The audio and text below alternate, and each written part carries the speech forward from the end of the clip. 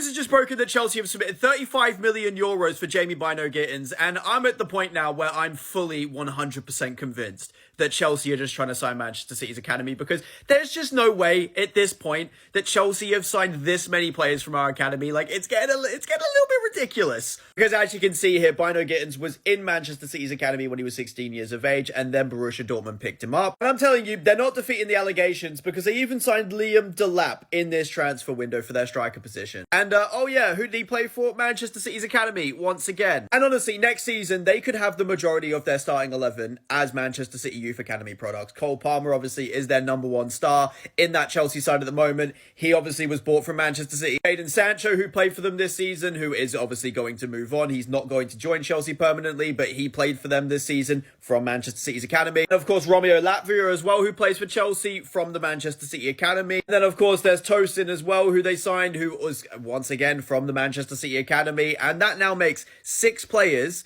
Obviously, now it's going to be 5 because Jadon Sancho is moving away. 5 players in their squad for next season that is from the Manchester City academy. Cast your mind back to January. The bastards wanted Nico O'Reilly.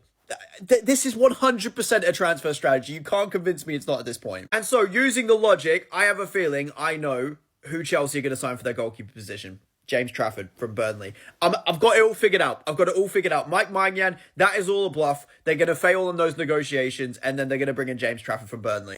The more the days go on, the more I get concerned about this Gittens deal, because it looks more and more likely it's going to happen. I mean, we've agreed personal terms on a 7-year deal, but we're negotiating now with Dortmund to get the deal done. And I don't know, I mean, I've looked at his highlight reels. Anyone can have a good highlight reel. Look at Sancho's highlight reel at Dortmund. I just don't rate wingers that come from Dortmund. I don't. I just think wingers that come from Dortmund, they're just not as good as everybody makes out that they are.